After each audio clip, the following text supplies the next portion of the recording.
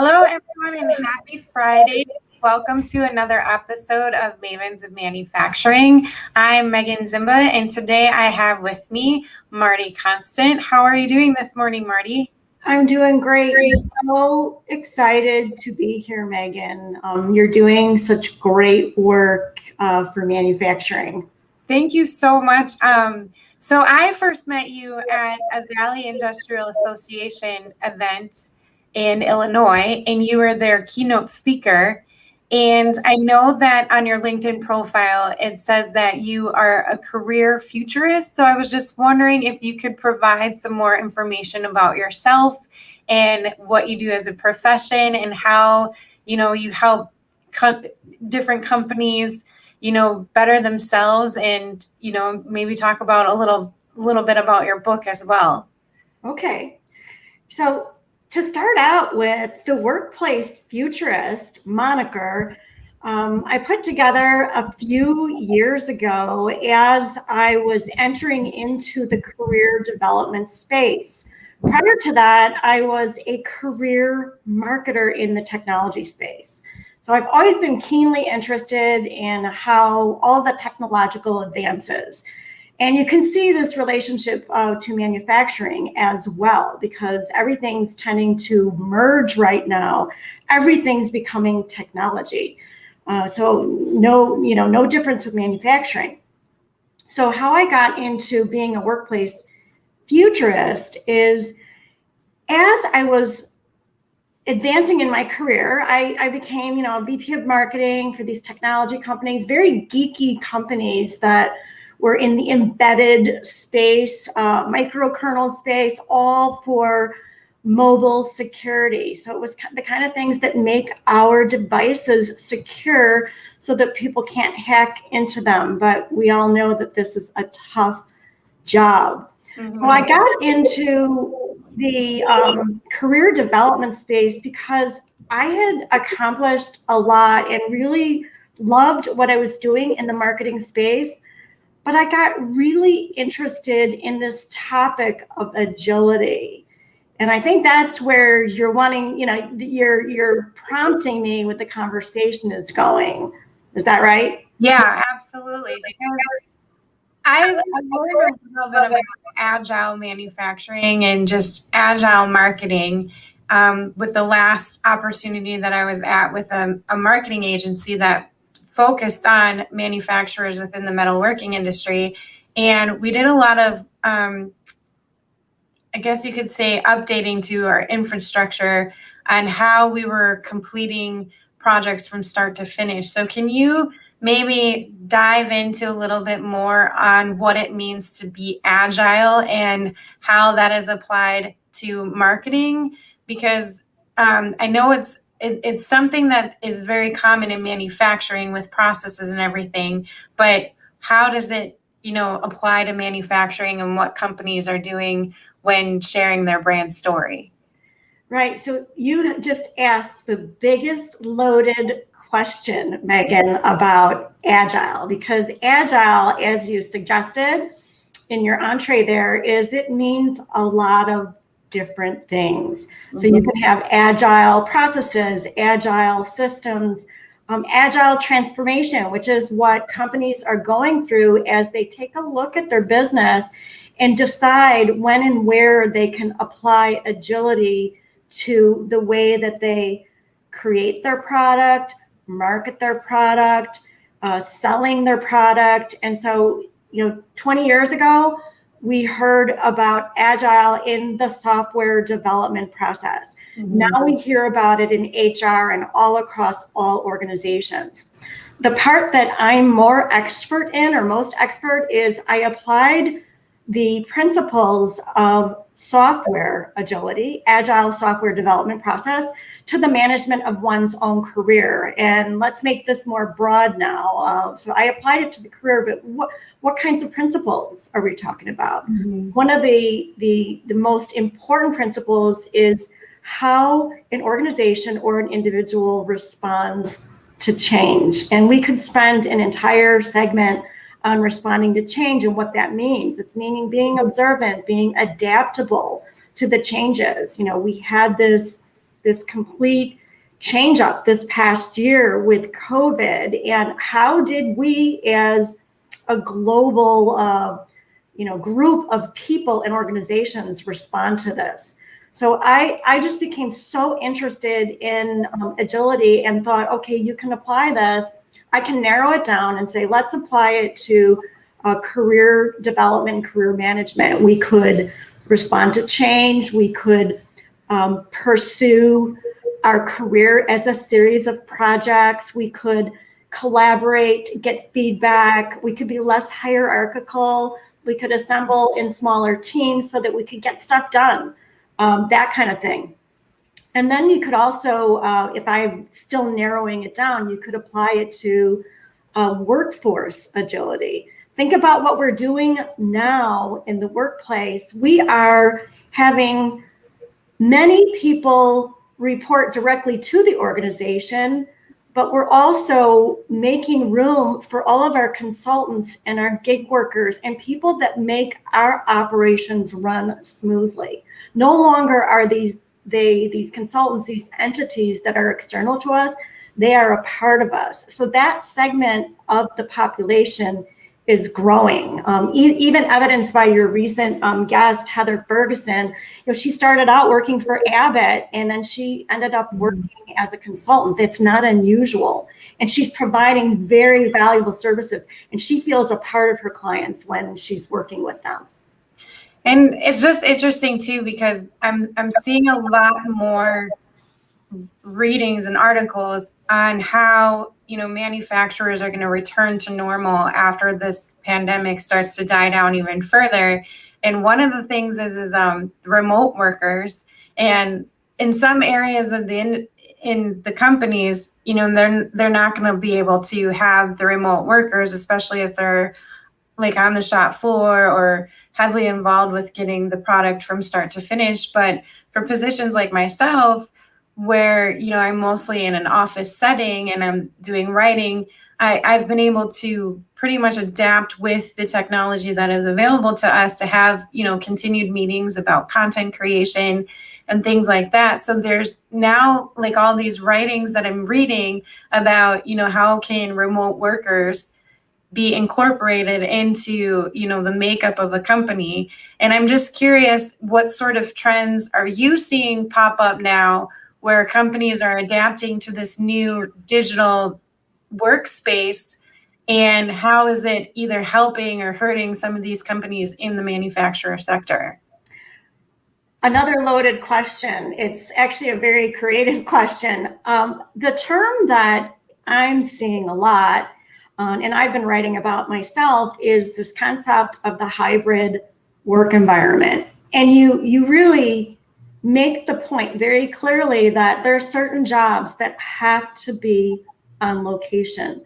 So there's always going to be a co-location of teams. We've always had remote workers. We've always had teams that we've incorporated. I worked for a global organization, and we had people working in Australia and Korea and in Silicon Valley, and we were all talking and having meetings, us maybe, a little bit later in the day, in the evening, them a little bit in the morning.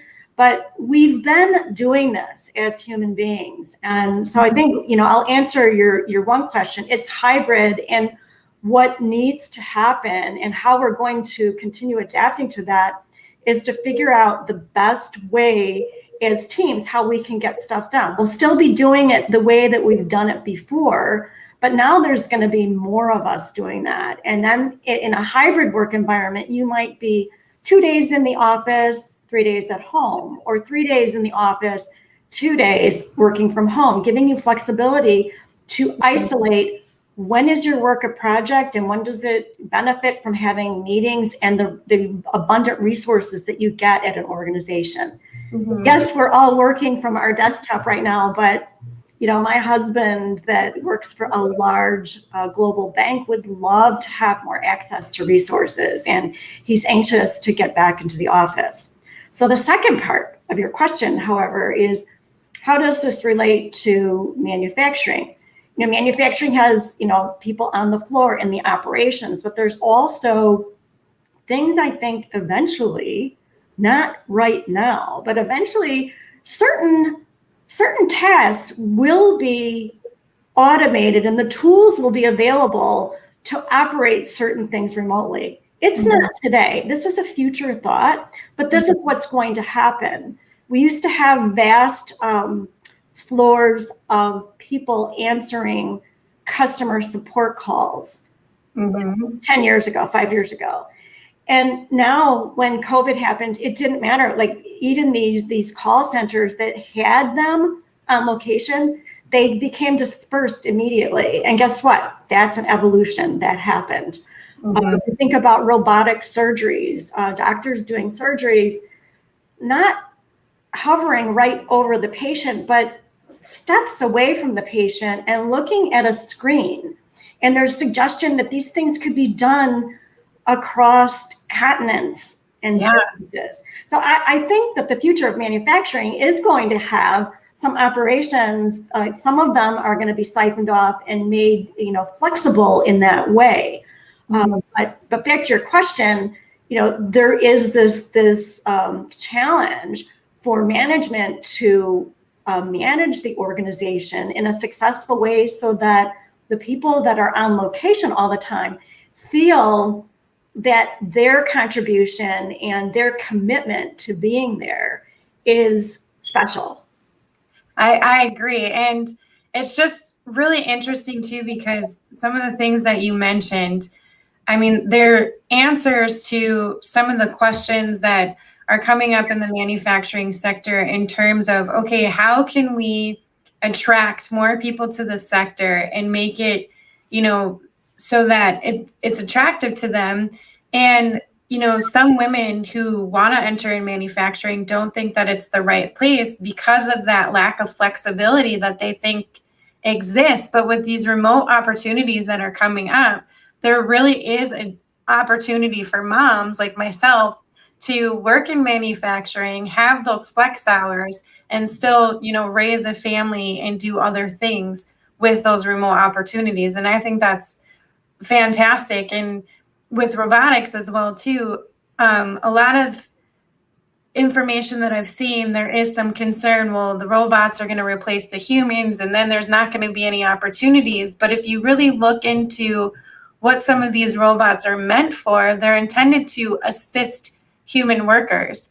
And they need maintenance, they need programming, they need design. So there's other opportunities outside of the robotics that people can actually partake in when it comes to programming these machines and keeping them up to date and making sure that they don't break down. So I think it's definitely a bright future for the sector. And I think more and more people should definitely look into it as a career pathway. And that's something that I wanted to talk to you about as well, too, because when I met you at the VIA event, your keynote was on mentorship and the importance of mentoring programs and how it is to get someone to believe in themselves.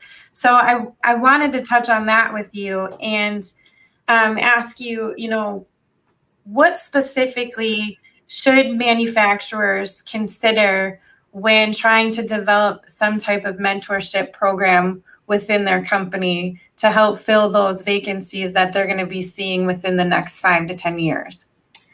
I think the answer to your question is deeper than mentorship. It's actually extending the I believe in you to their current staff would be a great place to start. And it is also second to that is starting the conversation about how we can help each other. So let's work with the people that we have and cultivate their development. I mean, that's why I got into career development. The development of the human being is just awesome. There's so much opportunity out there. And then I think it's deeper than a mentorship issue, and it's awareness about what's possible out there. Being in the career space, I see lots of careers of the future. And I think manufacturing has a branding problem.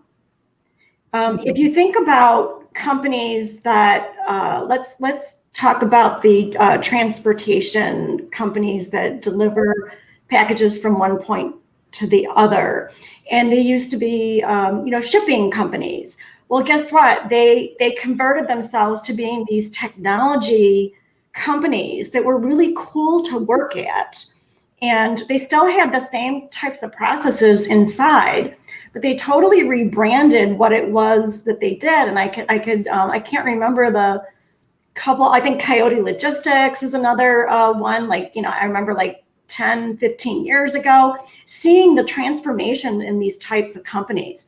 So I think manufacturing, they're technology companies. It's the tremendous opportunity to get involved in operations of any sort. I'll use Heather Ferguson again. Here was a person with a PhD in toxicology and master's degree and all that. She was wired to be very interested in operations, right? Yeah. Actually, now it was food manufacturing, nutrition manufacturing. You could pick your type of manufacturing. In her case, it was nutrition and food. But she was wired and very passionate about operations. And I think as people realize where their intersection between their interest in operations and technology and the future of work, I think that this is what's going to do it. And I know that it doesn't answer your specific mentoring. I've got lots of ideas about actual mentorship between individuals, but I think that this is a deeper issue that you brought up. Yeah, and it's interesting that you touched on Heather's interview as well, too, because I remember during our conversation, she said when she started out that she wasn't really happy with what she was doing and was kind of, feeling out of place. And it was someone within her group that was like, no, you have really good leadership skills.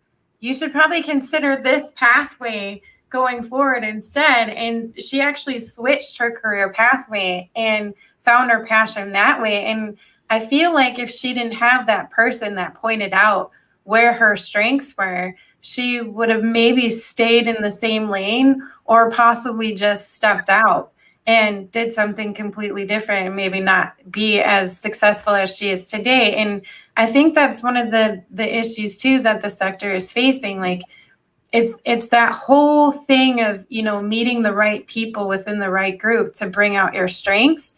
And I mean, I wouldn't have started Mavens if I didn't have, my mentor, Jason, who sat me down. We were out for tacos and whiskey, and I just provided him the idea of Mavens, and he's like, just do it. Why can't you do it? Just do it. And it's that push I think people really need to believe in themselves. And I would just love to hear your thoughts more on that too, because the conversation that you had at VIA, it was just really inspiring, and it helped me kind of take a deeper dive on, a thought process on what it is to be a mentor. And, I'm trying my best, to get inside people and make them believe in themselves. And I try to be as encouraging as possible. And one of the people that I always do it with is my daughter, because I think she's just amazing. And I always try to encourage her every single day and tell her, hey, I believe in you. You're going to do great today. You're going to make big changes. So I would like to get more of your thoughts on that, and, what advice you would have for people who might be in a mentor position and not really know what to do or how to handle it. What are some? So there's two sides of the equation. There's the mentor and the mentee. Yeah. And both of them are reluctant to take a first step, especially if it's not an organized program. And when I asked the question, as I did at VIA, how many people here, have had a mentor? There's usually, not everyone raises their hand. And then I asked the question, well, how about someone you can't quite remember, but saw something in you that you didn't see in yourself?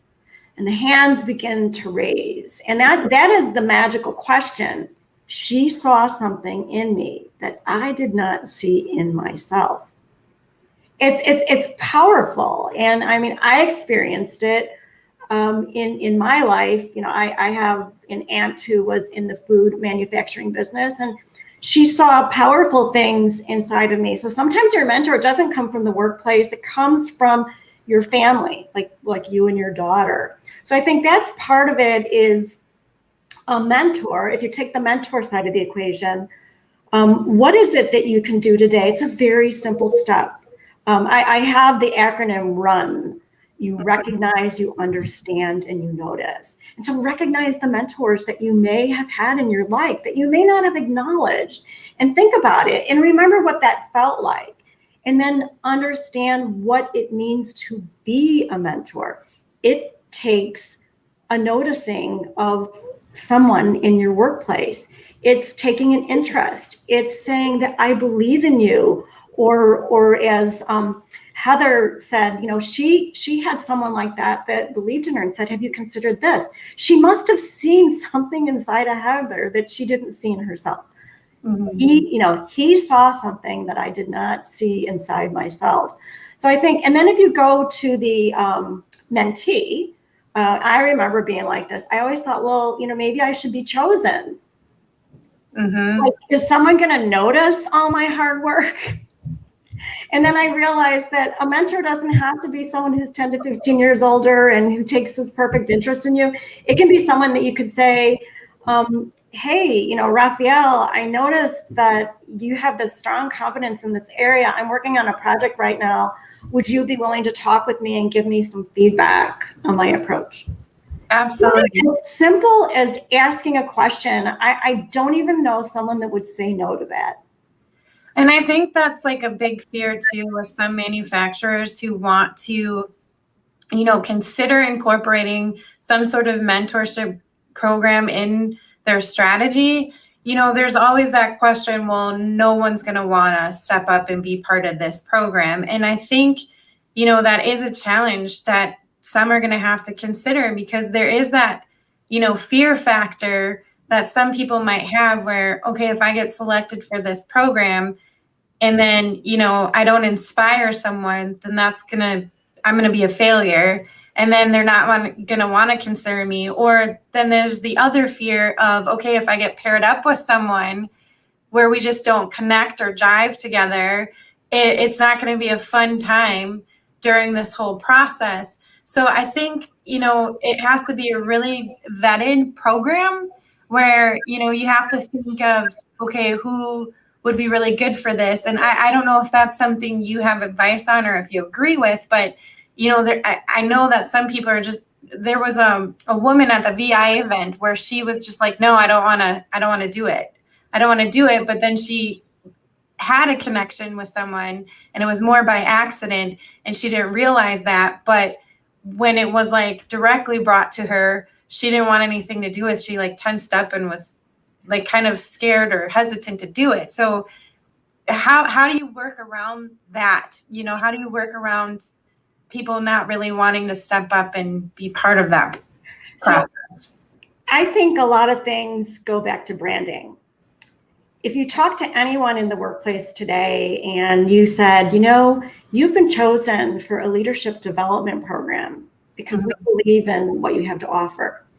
If the entree to becoming a mentor was leadership development, what a marvelous way to enter into it. And I think it's a two-step process. I think you need to create awareness first of this tremendous opportunity for leadership development. You need to understand how you can make a difference in the world outside of the boundaries of your individual workday. Most people have a legacy that they want to leave. So you start with that, and then you roll it into a mentorship program. We always have many people that want to sign up and say, I want to be mentored, right? The mentees, that's not the issue. And then the other thing is, during that entree, that soft rollout of awareness of leadership development and mentorship, because it's all a part of it. That's why I put it in my career agility book. Activate the feedback squad is one of the principles. It's mentorship and feedback is part of growth. It's part of everything. So I'd say two-step process, actually three-step process. And then making it very clear that this does not have to be, oh, we meet every Tuesday at 5 p.m. There's a lot of different models for mentorship. One of the ideas is, let's create a situational mentorship committee. It's like, that's really low maintenance in a way, because you can sign up to be a person that's available for Q&A on any issue. I mean, wouldn't that be just great, just to get a taste of it, a morsel of it? And run that as a program. Maybe run that for 6 months, see how that goes.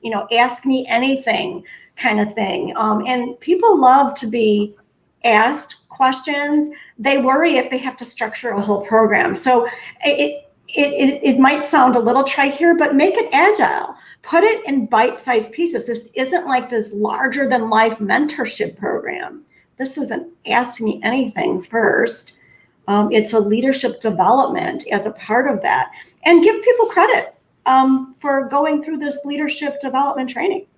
There's some sort of, acknowledgement that they've gone through this type of training. Give them a certificate.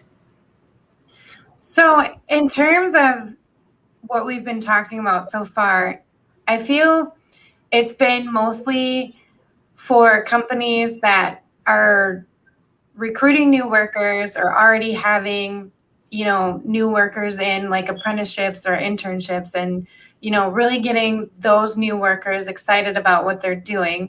Do you have any feedback or any thoughts on manufacturers maybe developing some type of program for younger groups of, potential workers? So one of the things is that there's a conversation of when to really start recruiting new generations to the manufacturing sector. And, some say, yeah, let's start in middle school.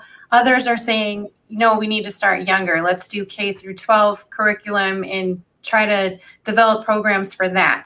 What are your thoughts on, what to do when it comes to younger kids and getting them interested in manufacturing? Do you have any thoughts on that? The model is STEM.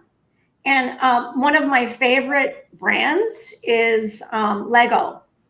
So we think of Lego as a toy brick company.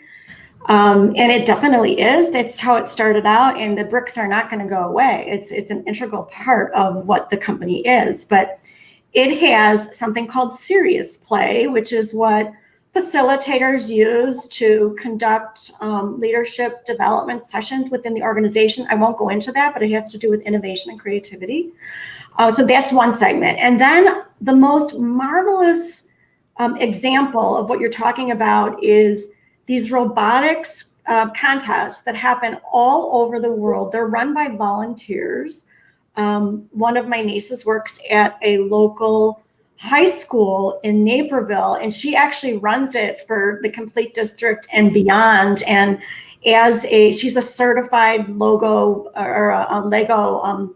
trainer as well, in addition to being the instructional designer for these programs for technology at the high school. And this is a woman who started out as a Spanish teacher. Just amazing. So she's doing these robotics competitions. And guess what? Those kids are so young, and they're figuring out how to build these items and then how to mechanize them. So, I mean, in a way, STEM is, manufacturing is a part of STEM. It's how things work. It's a part of engineering. It's the curiosity of how things work. And then really letting people know. I mean, I network a little bit at Purdue, which is known for their engineering program. And you think about all the different opportunities that some of those engineers and designers could go to, all different types of companies. They're almost agnostic to, I know they choose civil engineering or, different areas of, artificial intelligence and that sort of thing. But I think that's where it lies. It's pairing up with the STEM. STEM's made a lot of progress on these feeder programs. And I think manufacturing could do the same thing, just parcel that out.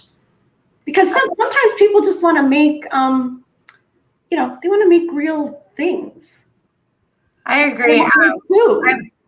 I'm glad that you brought up Lego. It reminds me of the new series that's out, Lego Masters. I don't know if you've seen that, but it's on my list. My family and I, that was on our watch list the first season that I came out, and I was completely blown away at the different things they were able to create with Legos. One of my favorite ones from last season, they made a peacock, and it was just awesome. And I never thought during my childhood to put things together like that. I just never got involved as much as, some other individuals might have, putting things together. And I think it's really important that we make that connection with the younger generations within our individual communities, because there are some communities that don't have the resources or the budget even to include any of those, trade skills curriculum within their schooling. And it's kind of sad, because I feel like a lot of missed talent is getting passed over because of those situations.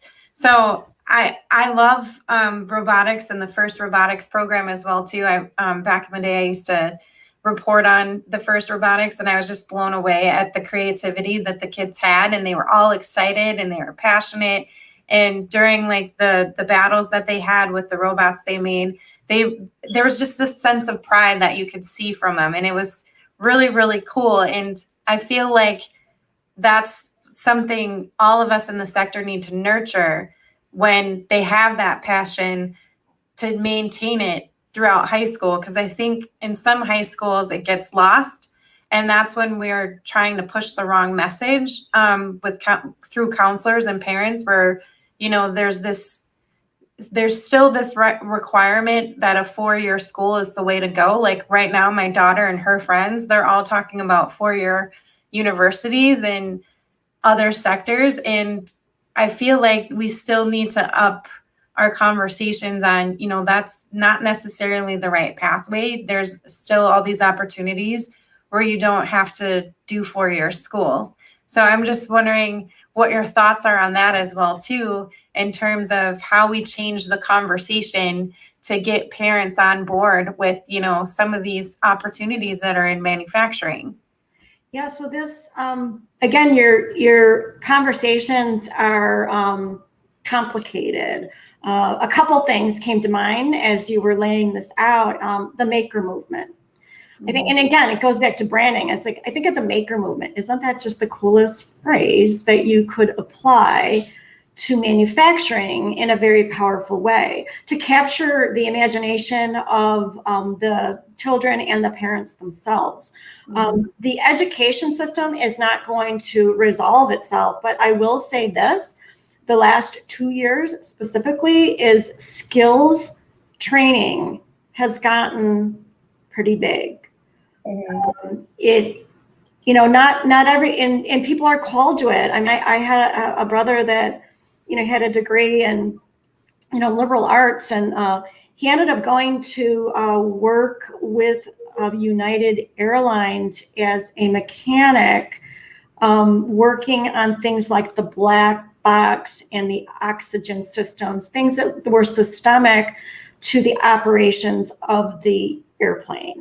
And there was a huge sense of pride in keeping that equipment safe and up and running. And he was drawn to it. And before that, I mean, this is kind of a funny story. He was a chimney sweep for a while when he lived in Idaho. So he was, he's a person that explored what it was that he wanted to do with his hands and his brain. Of course, with the whole technology piece of it, it becomes, we're in a cobotic world, not a robotic world. We are cobots. We are assisting the robots to do their job. So it's the short answer to your question is it's all about education, and it's about taking those opportunities. Is there an opportunity to, when parents are brought together in these educational programs at grade schools or high schools, is there an opportunity to get a speaking spot there. The Manufacturing Association, is there an option for that? I think that this is where people are going to say, oh, I didn't realize that. And I think the momentum is there, that there's so much emphasis on skills right now. People with advanced degrees of all kinds are saying, you know what, I'm going to get skilled in one of these programs because I don't really like what I do. Getting back to Heather, she's such a great case study. She had all this education, didn't go to waste. She's using it now, but she just loves the operations side of the business. Yeah, that's a great point. And I think too, it doesn't matter how old you are, you can always change your pathway. It's never too late. And I remember when I graduated from college, there were students that were in their 70s or 80s just getting a new degree because they didn't they didn't like what they were doing. And they were just like, I wanted to continue my education. So I started over and I did something else. And I tip my hat off to, that kind of energy. And I feel like with manufacturing, the opportunities are endless. And anyone that wants to change their career pathway, it's not as hard as some people might think.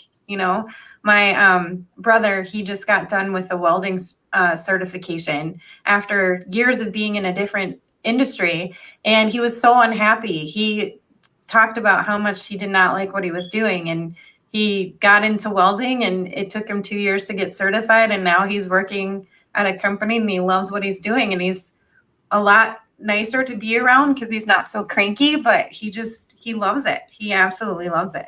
Yeah, so the obvious answer to your previous question too, I think that's really cool about the welding. That same brother took a welding certification as well, mid-career. So yeah, the welding is a very useful skill set for a lot of things. But really the obvious answer to your question is, look at what you're doing with Mavens of Manufacturing.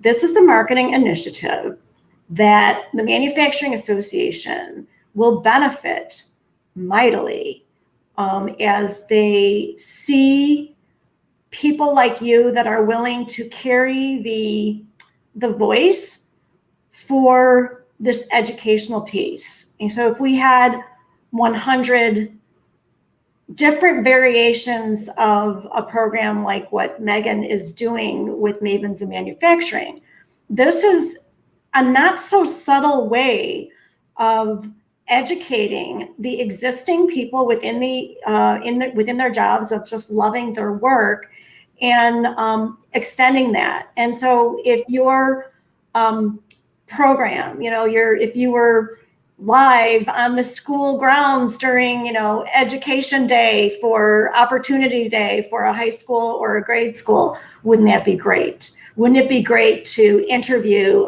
some kids that are 10 and talk to them about what they want to be when they grow up? Because they often, say, firemen and all that kind of stuff. But now I know they're probably saying other things as well because they're seeing so much. That's a good point. And I would love to do that because I love talking to kids anyways. Being a mom, that's mostly my conversations throughout the day is with kids. Yeah, so really, I can't not look at things with a marketing filter on it. What you're doing as a marketing channel, you're you're an influencer. So it's an influencer marketing initiative that the manufacturing industry could benefit from.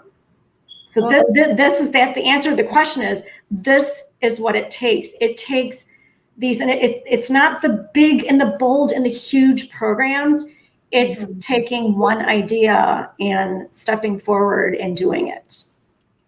And there's so many resources out there too. Like there's the manufacturing millennial Jake Hall, who is doing his thing and he's showing amazing videos with automation. And there's Tony Gunn with the Tony Gunn Show, and he's affiliated with MDT, and he's traveling all over the place, visiting manufacturers and showing their machines. There's Chris Locke with the manufacturing happy hour. He's talking about different marketing strategies that manufacturers can use. And I feel like all of us together just have such a passion and we're so nerdy about manufacturing.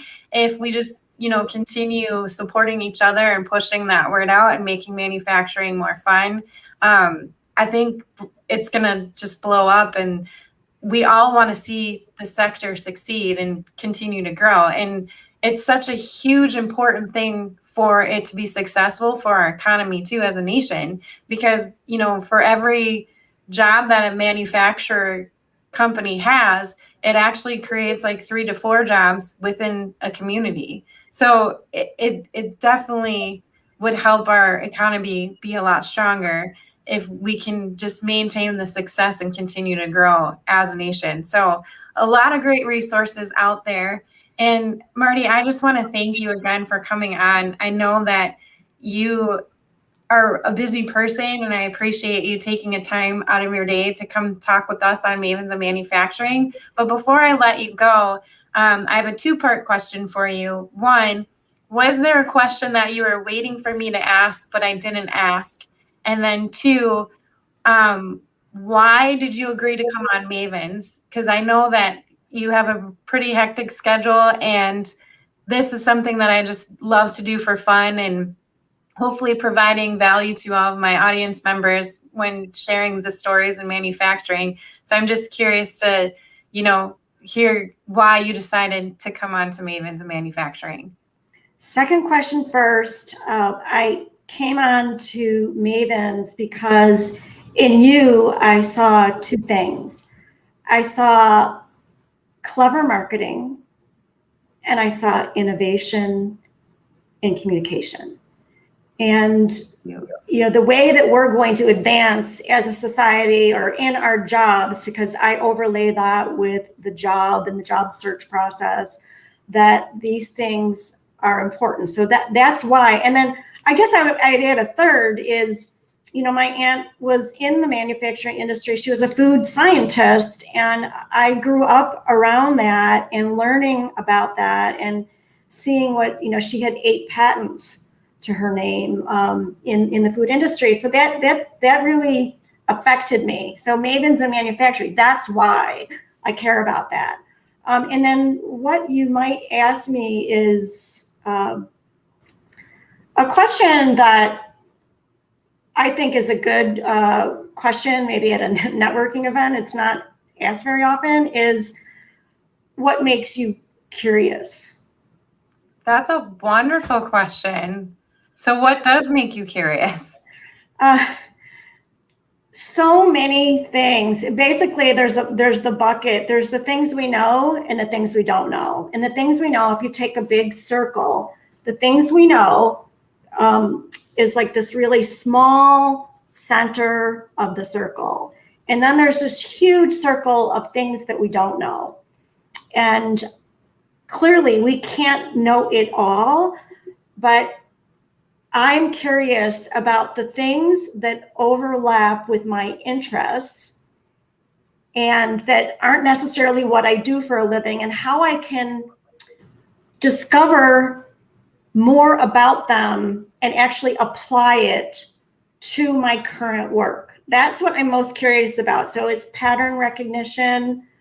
I'm very interested in virtual reality. I bought my Oculus headset a month ago, so I've been exploring there. I'm in a book group right now. It's a very advanced futurist, almost a transcendental book group. It's global. There's 26 of us, and we actually review some of the books in the virtual reality environment. It's hard to explain, but like I didn't know anything about, certainly it's a big marketing thing. Certainly kids have been doing it with games for years, but it's the third and fourth dimension. So I'm very interested in how we're going to be applying that. And I think it's going to be in our world in the next 3 to 4 years, maybe even sooner, where it's going to be much more pervasive, much the way technology is right now. So the way that we simulations and all that kind of thing. So I'm interested in everything that's going to be surrounding us instead of being flat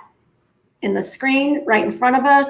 I'm interested in the third dimension. What's behind me? What's around me? What does it feel like? What are the sounds? That is so interesting. I've never heard of that. And what a cool way to just connect with other people outside of like your local environment. You're talking to other people from around the world in a virtual. That's amazing. That's awesome. I've never heard of that before. I'm going to have to look into it. Well, there's a lot of friction with getting into the virtual environment and facilitating. In fact, one of the authors from Stanford that's in the group wrote a book called Designing Wonder. So her role as a professor and as a practitioner is to design virtual experiences. Who knew there's such a job? And so like not all of it is done in the virtual environment, because I found that you really shouldn't have your headset on for more than an hour or more. It's not like we do a lot of Zoom. Yeah, because it's so engaging. You can get lost. Yeah, so your brain, we don't know yet exactly how our brains are going to be adapting and wiring to all this, but the recommendation by the neuroscientists is like, when you first start out like with a half hour and see how that feels. But like I was in a room recently where the person actually, we went into an environment and she was like a lecturer talking to all of us. So we all had our seats. It's funny to figure out where you're going to be seated in an environment like that. But it wasn't in a classroom. We had, the earth and the sea behind us, and then we were sitting on couches, and it was amazing. And I always thought of virtual reality as being, you go into a retail store and you try things on, or you go to the moon and you see what that feels like. But it's really about maybe, having a lecture and talking, and then maybe walking and getting up out of your seat and being in the question box. And but there's a certain kind of nervousness about it that you go, I don't know how to move or how to feel about my virtual self. That's interesting. I know that manufacturers are definitely looking into it for different things, for training, for infrastructure purposes. So before they purchase the machine, how it's going to fit within their facility and how it's going to move with everything else. Like there's a lot of different things coming up with virtual reality. And when you were talking about robotic surgery and just talking about your experience right now with it, I thought about, that would be an interesting way to maybe simulate a surgery situation or something, and practice that way instead of like practicing on plastic or silicone or whatever they do for medical surgeons to practice on. But yeah, I've been in one virtual reality situation once, and I was completely uncomfortable. It was a demonstration at a trade show. It was one of those where you were in a factory setting and you put the goggles on and you look around, and I was just like, I can't handle this. I was uncomfortable. So I get your. So I'm taking it, a bit at a time. And so that was the question. What makes you curious? That's such a great question. I'm going to have to keep that in my archives and use it for other guests. Thank you so much. Yeah.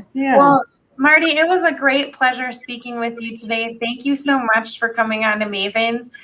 Before I let you go, if someone wants to learn more about you or get in touch with you, what is the best way to do that? My first and last name, which is right on the screen here, martikonstant.com, has all of the different varieties, speaking engagements, training, one-on-one coaching. And I say to people, my role is to cure stagnation on the part of the individual so that they can make the decisions to go for what they want.